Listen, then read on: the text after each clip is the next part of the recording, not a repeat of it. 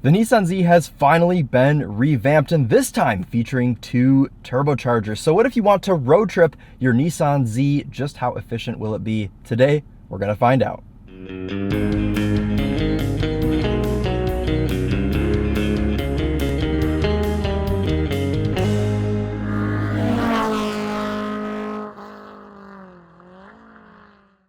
This is Chris here with Daily Motor, and today we've got the real-world highway fuel economy test on the 2023 Nissan Z with a 6-speed manual transmission. Before we get started, let's hop out and take a look at it.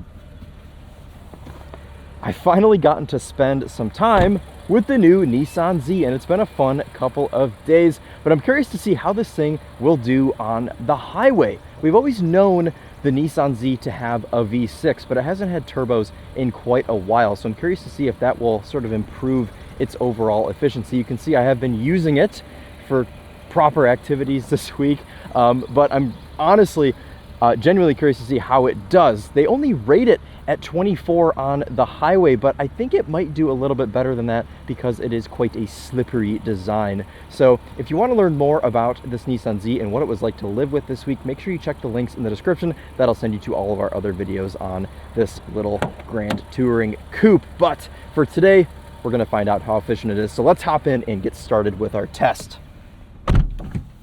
So then, why do we perform this test? Well, the EPA's fuel economy test, which gives this Nissan Z with a 6-speed manual 24 MPG on the highway, only averages 48 miles per hour. And we know that some people like to take their cars on actual road trips. So what we're gonna do today is go out 50 miles and back 50 miles, averaging 70 miles per hour to get a more real world figure. A couple of things worth noting for today's test. Outside temperature is 80 degrees Fahrenheit. We're going to be running the climate control inside the cabin at 73 degrees auto. Tire pressures have been set to their factory door placard indicated 32 psi front and 29 psi rear cold. And we're going to be using the same gas pump both times, using the same 3-click filling method to get the most accurate results possible. Let's go ahead, hop out, grab our first fill. About 4.5 gallons of premium fuel going into the Nissan Z there for our first fill.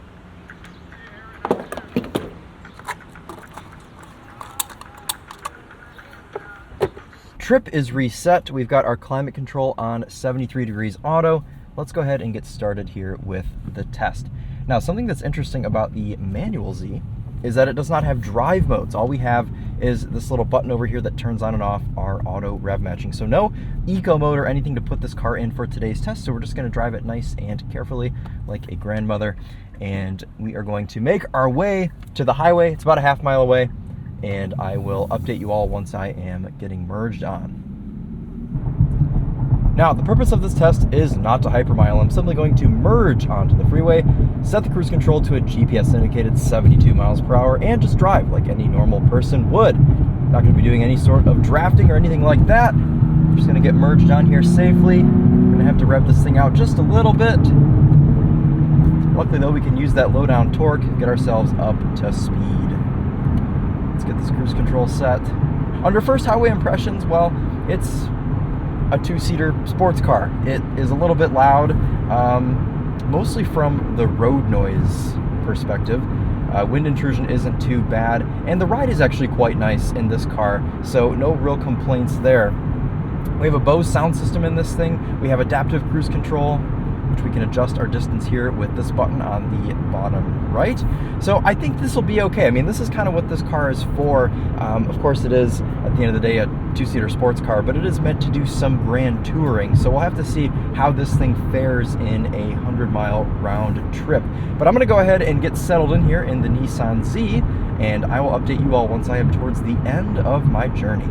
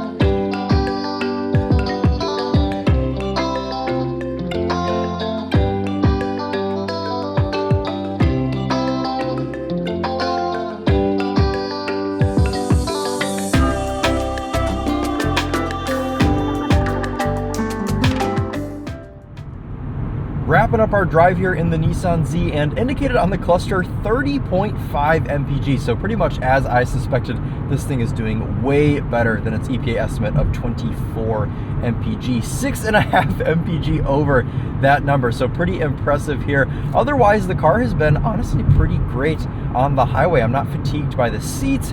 The adaptive cruise has done an okay job. It is a little bit nervous in some situations, but for the most part, it's done a pretty good job. The infotainment is in a good spot to make subtle adjustments going between Spotify and Waze. It's in a nice reaching distance. At 70 miles per hour, you're revved at just about 2,500 RPM, so a pretty good cruising speed here for the highway. And honestly, it's just been really nice. The Bose, while it's not the best in class, I think it's edged out just slightly by the JBL in the Supra. It does have enough power, and it's able to kind of drown out some of this road noise that you can hear right now. So overall, pretty good experience, and I'm hoping that this 30.5 translates through to the pump. Got a nice motorcycle coming by. Leave that in for Charlie. Okay, anyways, I'm gonna do my last like mile or so. I also want to mention we had to cut the test short like 8 miles because there was some traffic up ahead. So not full 100 miles today. It was about 92. It's going to be like 92. So shouldn't affect anything. I just wanted to let you all know if you were confused why it didn't say 100. But I'm going to go to the pump, fill up, and I'll catch up with you once I have brimmed the tank here in the Nissan Z. 2.913 gallons going in there for our final fill. Looking like we're going to have a pretty good result here with the Nissan Z. Let's hop in, see how we did. Today's trip was 91.94 miles. We'll go ahead and divide that by the 2.913 gallons of premium fuel that we put into this Nissan Z. And that gives us 31.56 MPG. I'm going to round this down to an even 31 because we were at 30.8 when we pulled into the gas station. So a pretty solid 31 MPG, beating EPA by 7 MPG today in today's test. And it's especially impressive when you consider that the 6-speed manual Supra only did about 1 MPG better than this, and we know that the B58 is an incredibly efficient motor. So I'm proud of Nissan. I'm proud of this turbocharged V6 for exceeding EPA by this much.